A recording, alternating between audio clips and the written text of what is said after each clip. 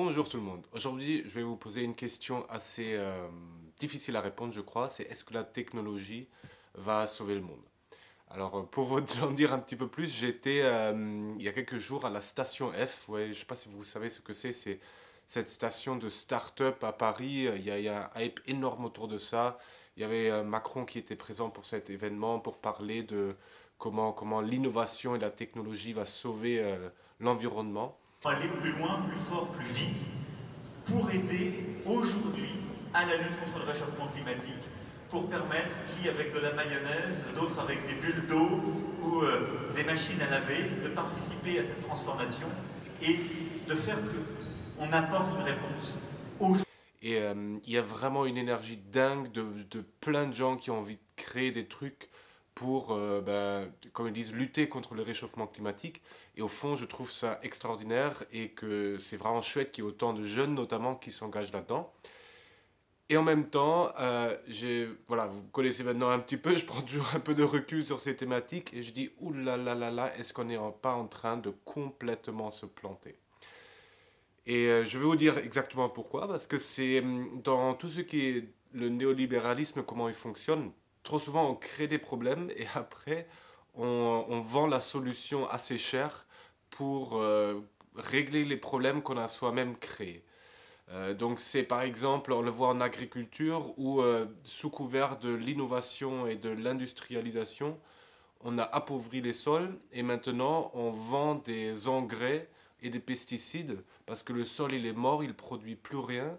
Et il y a des entreprises qui s'enrichissent, qui à la base ont encouragé tout ça pour pouvoir vendre les engrais plus chers et rendre finalement dépendants les agriculteurs. Donc sous couvert de faciliter le fonctionnement et de faciliter certaines choses, on crée une dépendance.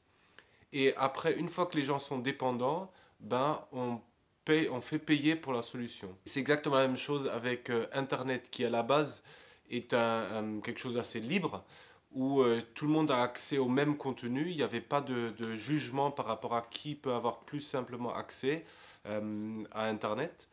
Et bien sûr, il faut payer pour, mais c'est devenu quand même relativement accessible.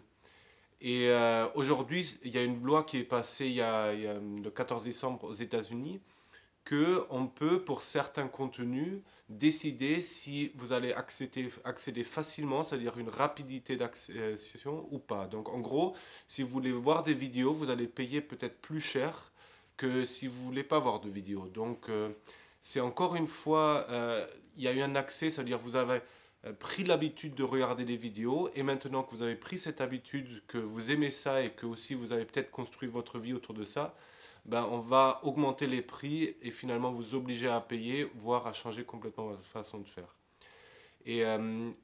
Voilà, ce que je dis dans le titre, c'est peut-être un peu provocateur, mais je crois qu'on est en plein dedans, c'est que le comportement de l'être humain, c'est-à-dire la façon de penser qu'on a eu ces derniers temps, et notamment l'industrialisation, ont fait que nous sommes aujourd'hui confrontés à une situation dramatique par rapport au climat. Donc c'est un problème que nous avons créé en grande partie. On le voit dans les sols qui produisent plus, notamment ici en France aussi. On le voit dans les pays plus défavorisés aussi où il y a déjà des situations très difficiles. Et beaucoup d'espèces sont en train de mourir parce qu'on exploite la terre, on exploite la nature, on exploite aussi les gens. J'ai parlé avec un très bon ami à moi qui est psychologue du travail. Bon, moi, je le suis aussi de formation, mais je ne travaille plus là-dedans. Et il m'a raconté ce qui se passait aujourd'hui dans les grands groupes, notamment en France, et qu'il y avait une souffrance de travail avec un passage à l'acte qui était très présent, et que sous couvert de motivation, de ceci, de cela, on n'en parle plus trop, mais que le système dans lequel on est, il crée beaucoup de souffrance parce il est basé sur une certaine philosophie, une certaine pensée qui exploite le vivant. Et aujourd'hui, c'est un petit peu ça, c'est qu'on est confronté à cette catastrophe naturelle que de plus en plus. Et qu'est-ce qu'on va faire? Ben, on va essayer de recréer plein d'outils, plein de solutions qui vont lancer l'industrie, qui vont faire qu'on va encore plus consommer, qui va faire qu'on ne se pose même pas la question si on doit peut-être éteindre la lumière, parce que de toute façon maintenant c'est une lumière écolo. Et moi, je pense profondément qu'on se plante. Je crois que si on ne va pas au fond de notre relation par rapport à la nature, par rapport à notre écosystème, dans 10 ans, on sera encore là avec les mêmes discussions. On aura à nouveau exploité plein de choses. Parce qu'aujourd'hui, on cherche des solutions qui sont durables, avec on recycle, on voilà. Mais si on est toujours dans cette notion d'exploitation, ça va pas changer les choses d'après moi. Alors oui, il y a des solutions qui vont être géniales, qui vont aider à changer beaucoup de choses. Mais je vous prends l'exemple, je sais pas, par exemple, il y a des insectes qu'on peut utiliser aujourd'hui pour nourrir. C'est-à-dire, on commence à manger les insectes, mais on commence aussi à, par exemple, à produire des aliments pour animaux basés à partir d'insectes. Au lieu de se dire, il faudrait peut-être moins qu'on consomme de viande parce que c'est une catastrophe environnementale actuellement, on va créer un produit pour pouvoir continuer à faire ce qu'on fait. Je trouve ça aberrant. Et finalement, un jour, on va peut-être se rendre compte que les insectes aussi, on est en train de les exploiter et que ça a une conséquence sur notre écosystème. Moi, je vois aussi, par exemple, certaines techniques où je suis très critique de plantes qui ne sont plus finalement dans la terre, mais qui sont juste dans de l'eau. On rajoute plein de chimie ou de nutriments même, pas forcément de chimie, mais de nutriments qui vont alimenter ça. On met des poissons dans un bac. Alors oui, pourquoi pas, ça va peut-être aider à nourrir la population mondiale, mais quand on prend un peu de recul, c'est est-ce que c'est comme ça qu'on a envie de traiter le vivant? Est-ce que c'est comme ça qu'on a envie de se comporter avec des poissons, avec des plantes qui normalement sont dans la terre et qui ont envie de peut-être aussi de se connecter, d'être dans un réseau avec les champignons, avec les voisins, comme l'être humain? Parce que finalement, tout ça, ça dit beaucoup de notre société. Et que ce qu'on est en train de construire, c'est quelque chose, d'après moi, où encore une fois, on se trompe parce qu'on a l'impression, comme dans les réseaux sociaux, d'être hyper connectés, mais finalement, on voit des personnes, notamment dans les jeunes générations, qui sont de plus en plus déconnectées et ne savent plus du tout comment se comporter vraiment quand ils sont en société avec l'être humain.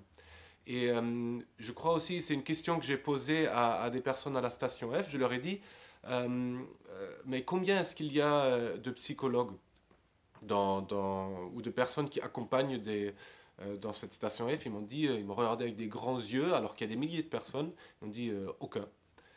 Et après, je dis, et d'après vous, c'est quoi le facteur de performance, de réussite d'une boîte? Et ils disent, les investisseurs notamment, c'est pas trop l'idée qu'ils regardent. La première chose qu'ils regardent, c'est est-ce que l'équipe fonctionne bien. Et je dis, mais attendez, vous me dites que c'est l'équipe, c'est l'être humain qui est le plus important, mais vous n'avez pas des personnes qui vous aident à construire ça, il y a quelque chose qui ne va pas. Et ça, c'est encore une fois quelque chose, je crois, qui est essentiel, c'est qu'au-delà de l'outil qu'on crée, c'est que derrière, même que les réseaux sociaux, c'est les êtres humains qui les utilisent. Et aujourd'hui, on a encore une fois basé nos systèmes sur, on rend dépendants les gens à quelque chose et après on les exploite, que ce soit gratuitement, on exploite les données personnelles, sans se questionner sur le fond de toute cette machinerie-là. J'ai l'impression que c'est un petit peu en train de changer, donc je vous invite fortement à réfléchir là-dessus, à réfléchir sur votre consommation et tous les mouvements de zéro déchet et tout ça, et je crois que ça va un petit peu dans la bonne direction. Mais quand je vois tout ce qui se passe aussi au niveau politique, on est quand même beaucoup dans ce côté, il faut qu'on produise, il faut qu'on produise, il faut qu'on continue à construire plein d'avions, parce que c'est le fleuron de l'industrie française, sans se poser la question, est-ce que c'est peut-être pas la philosophie de base qui est en train de tout détruire? Voilà. Je sais que c'est une vidéo qui est peut-être moins rigolote que d'habitude, mais j'ai senti aussi le besoin, à un moment donné, de partager ça avec vous, de partager un petit peu mes réflexions sur à long terme et avec un peu plus de recul, parce que je crois que tout ce qu'on voit, ça peut créer beaucoup d'espoir, mais aussi beaucoup de souffrance et de colère, surtout quand c'est des faux espoirs en fait. Quand on sent que les discours sont là pour nous donner de l'espoir, mais au final, dans 5 ans, on va y être pareil, et que plus on repousse la remise en question à un moment donné, plus le réveil peut être violent et peut être dur pour beaucoup de gens. Et personnellement, c'est quelque chose que j'aimerais bien éviter, donc notamment avec vous, que si on peut avoir ce réveil à un moment donné, même si c'est pas facile, mais au bon moment, on peut s'éviter beaucoup de souffrance. C'est comme voilà, quand j'ai arrêté par exemple de jouer au rugby, c'était cette notion de je savais que je devais arrêter, mais je l'ai repoussé, repoussé, repoussé. Et finalement, qu'est-ce que j'ai fait pendant plusieurs années? Je me suis blessé à répétition parce que mon corps, il me disait arrête. Et je vous invite vraiment au niveau personnel à écouter ça, à voir si la vie à un moment donné, il y a trop de choses où vous forcez, où ça passe pas.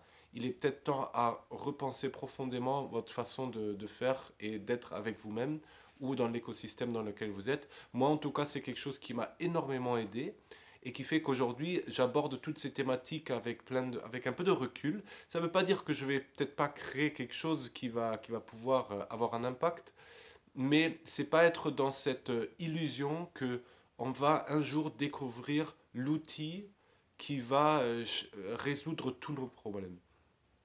Pour moi, ça c'est une illusion qui est peut-être moins vendeur, moins marketing, mais beaucoup plus honnête et qui au final va empêcher d'avoir cette excitation de dire ah j'ai trouvé la solution et 2 jours après la retombée mais non c'est même pas ça c'est la merde genre j'arrête il faut retrouver la voilà sinon on est toujours dans ce truc là et pour moi en tout cas personnellement c'est quelque chose qui au fur et à mesure ne me faisait pas du bien et que j'avais besoin de changer. Voilà, écoutez, j'espère que cette vidéo va vous donner quelques pistes encore pour avancer plus sereinement sur votre chemin. Voilà, je vous fais un gros bisou et je vous dis à très vite. Ciao.